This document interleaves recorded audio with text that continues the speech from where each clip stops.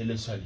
On te dit, rien que le salut, tu vois les gens disciplinés, et il y a des gens qui ne sont pas disciplinés dans l'acte.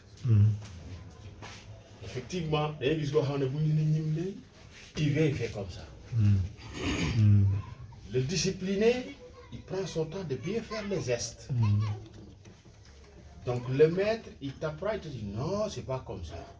Quand tu salis, il faut bien faire, sois droit, correct, la main bien posée, aligne-toi. Et quand tu salis, tu t'inclines et tu te redresses. Le maître, il insiste sur ça. Il va continuer à te dire, tout, tu descends. Je dis non, il faut que tes pieds, les pieds doivent être alignés.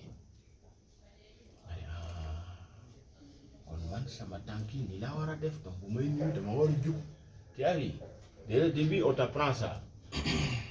Mais nous, on t'apprend les enseignements. On te dit, tel mode, tiens, non, tu kanam ngay dóor yow ci kaw dam tàng nga non doole ci suuf nga commence am donc dans la vie tout est organisé léegi ngay dem ba am une précision avec la beauté des gestes, des mouvements, tout ça, ça devient l'art. Cet art, c'est dû à quoi? Parce que tu ne fais pas de n'importe quoi. Donc tu fais les choses avec précision, bien faire les gestes et les mouvements, c'est ça qui va donner l'art. Il fait très bien les choses. Pourquoi il fait? Parce que l'art, c'est ce qui attire les personnes. Quand c'est beau, les qui bouge c'est le rafet, il va attirer. Il va comme ça. C'est la chose qui l'attire parce que c'est beau. Pourquoi c'est beau? Parce que c'est bien fait. Si c'est bien fait, c'est beau à voir. Si c'est pas bien fait, ça sera pas beau à voir. Ils seront comme ça. Beaucoup de qui il va suivre en regardant comme ça. Ah, il est fort. Tu as vu, la chose t'a attiré. Parce que tu as bien fait. Qu'est-ce qui a fait? C'est ton corps et ton esprit. Parce qu'à chaque fois que tu fais les gestes, il y a l'union entre l'esprit et le corps. Dans les à la longue, c'est l'esprit, on dit que dans les arts martiaux, c'est l'esprit qui commande les mouvements. Donc, pourquoi les gestes que nous faisons, parce qu'on fait les gestes, on ne contrôle pas avec l'esprit. Parce que dans ta tête, on t'a dit que le tiem c'est en haut, le dam tap c'est en bas, et là doit être bien aligné. Ça c'est l'esprit qui contrôle. Maintenant, si l'esprit ne contrôle pas, on va directement faire ça, on fait les gestes, ça devient de la gymnastique, il n'y a pas l'esprit dedans. Mais la bonne mais pas à un niveau que chaque fois que tout ce que tu fais, ton esprit, tu es conscient de ce que tu fais. Ça se répercute dans ta vie. Tout doit être ordonné.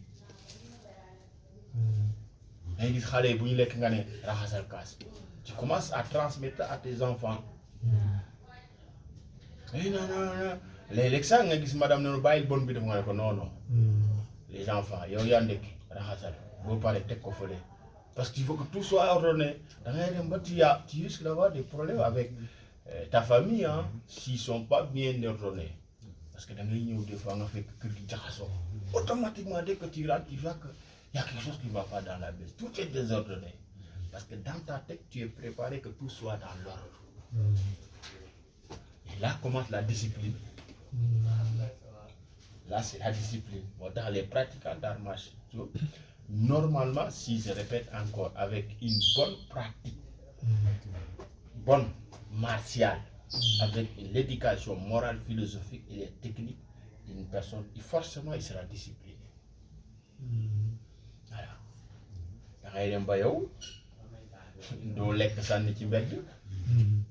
Parce qu'on t'a enseigné la perfection, à aller vers la perfection, à bien faire les choses.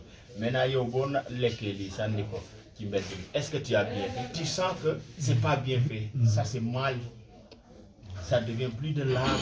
Quand tu salis, c'est pas de l'art. Donc l'art, c'est quoi? Je mange correctement. Vous me parlez. se met dans la poubelle. C'est ça l'art, parce que l'on la transmet et dans ton cerveau, tu sens que c'est comme ça que ta vie doit continuer. On t'apprend la méditation. Pourquoi on t'apprend à méditer? Pour que tu arrives à contrôler tes émotions. La méditation, c'est ça. Apprendre à être calme. L'homme, boubri won wax, di nga dem ba sa wax bu bëri day wàññeeku. Parce que dans la salle, le maître, quand il prend la parole, tout le monde est comme ça. Il explique, tout le monde se concentre. On l'écoute. Donc on a le sens de l'écoute. On t'apprend à écouter, à savoir à écouter l'autre. Les maîtres, de temps en temps, élèves yi topp muy expliquer di wax. Et ils doivent être calmes. L'élève sera calme, il se concentre sur ce que tu dis. Pour Paris, il y a des séances de méditation. Tac, 5 minutes, 10 minutes, personne ne parle, personne ne bouge. Kooku nga xam ne daa bëri woon wax nag day dem ba finalement da ngay gis à la maison nga gis jékki-jékki rek nga gis ko mu def nii. ñu ne waaye Demba Ndiaye moom temps yi moom il est calme moom day def sa ay méditation. Voilà, parce que on commence à lui transmettre loo xam ne son cerveau ne connaissait pas. C'était peut-être un enfant turbulent, il passait tout le temps à la maison à créer du désordre, à faire de n'importe quoi. Mais bu ñëwee salle nag on commence à lui faire léegi loolu nga xam ne xamu ko woon day nekk lu bees ci moom da koy bëgg a appliquer. Je donne l'exemple. Quand on commençait les études pour la première fois, anglais. Regarde gars yi bu ñu jàngoon anglais bu ñu demee premier cours anglais bu ñu ñëwee kër ga lu ñu njëkk a wax. How are you? What's your name? loolu lañ koy jàppee. mel ni ñoom dañoo parce que lu bees la ci ñoom. Ils veulent parler ku langue. loolu ñun ñëpp jaar nañ ci ku wax rek nga ne ko what's your name ku wax nga ne ko parce que c'est nouveau. xamoo ko. Donc, la discipline, moi je pense que c'est quelque chose qui manque maintenant.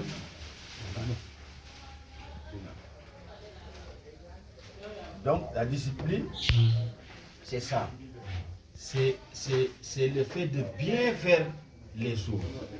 Nga dem ba yow lépp looy def day doon jëf ju rafet jëf ju baax. Voilà. Te loolu yaa koy def. C'est un combat interne. Bu ma soxlaa dara ci yow je te dis Abdou mën nga ma abal kaas. Tu as vu, tu t'apprends à être discipliné parce que je te dois du respect. moo tax ma ne Abdou est-ce que mën nga ma abal kaas. nga ne ma am bu ma jëlee kaas ma ne merci. Je prends voilà damay forcer sama bopp la discipline. C'est-à-dire merci. loolu nga ma jox dans ma tête que Abdou moom ma ko abal je dois bien entretenir ba bu ma ko delloo dafa war a kontaan. bu ma paree ma ñëw la merci beaucoup. Je te vois sourire, ça me fait plaisir parce que tu es content parce que la chose bi nga ma ko abaloon c'était intact voilà c'était encore beaucoup plus propre. C'est ça la discipline. Voilà. Ba pare il faut que boo bëggee nag nga dem à un niveau avancé il faut que nga am ay attitude yu baax. gis nga teel a jóg fajar suba teel xam nga nelaw dafa neex. Là c'est un moyen de te forcer de te forcer la discipline. fajar jóg nga jóg nelaw yi neex tu te dis que neex na waaye damay jóg. C'est avec la discipline, si on veut l'acquérir, il faut qu'on travaille dans l'inconfort. Voilà. Bu fekkee ñun dañoo bëgg a développer discipline ci ñu bopp. Il faut que ñu forcer suñu bopp loo xam ne suñu bakkan. lañ ciy toog. Voilà. jamono surtout jamono yi ñu nekk. teel a jóg même boo jullee ba pare nga am attitude bi ma pare balaa may tëdd dinaa toog 10 minutes def sama azkar wala zikr. tu te forces même bu dee da ngay di astaghfirullah astaghfirullah astaghfirullah le temps que tu prends am na lu muy def ci yow. Tu commences à dire ah diw de moom day jóg fajar. oui la société immédiatement ne ah diw de moom day jóg fajar léegi da nga koy gis mu toog di zikr rek macha allah. donc c'est-à-dire c'est quelque chose qui est lu baax la. ah macha allah. c'est la discipline. léegi noonu ngay commencer avec la discipline di nga dem ba ci da ngay am le contrôle de soi. parce que nee nañ la waroo wax lu ñaaw. quelqu'un qui va essayer de travailler la discipline en soi mooy loolu qui essaie de toujours faire les choses correctement. jëf ju ñaaw wàññi ko wax bu ñaaw nga wàññi ko chaque jour tu sens que chaque fois que ah man de y a des comportements yoo xam ne mu ngi denc ci man. dama daan gaaw a mer mais fexe naa ba mer daanaka wàññeeku na. voilà dama daan gaaw dama bëri woon wax mais maintenant voilà wàññi naa. lépp lu négatif lu nekkoon ci yow nga fexe ba c'est un combat boo xam ne da nga koy mener sur toi-même nga wàññi ko wàññi boobu nag mooy dem ba après day deñ. mënul jékki-jékki nag mu couper c'est pas possible mais il faut qu'on soit conscient qu'on doit être toujours discipliné fépp fu ñu noonu voilà donc c'est important mais loolu nag moo manqué discipline boobu moo amatul ñun ñoo koy def suñu bopp boo lekkee sànni boo waxee saaga parce qu'on n'est pas conscient de ce que nous faisons. souvent dañuy def ay affaires yoo xam ne après on regrette moo tax nit ki dafa baax de temps en temps nga toog xalaat toog nii rek souvent je le dis il faut arriver à parler à ne pas parler quand il faut parler mooy fi nga war a wax bul wax de temps en temps fi nga war a jëf bul jëf.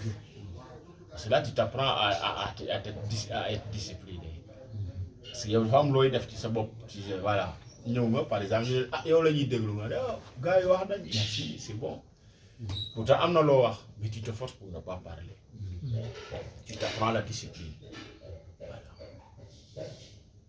defal yaa war a def bon c'est pas nécessaire je fais pas voilà c'est-à-dire tu apprends à te forcer des choses yoo xam ne voilà da ngay yàq sa bopp.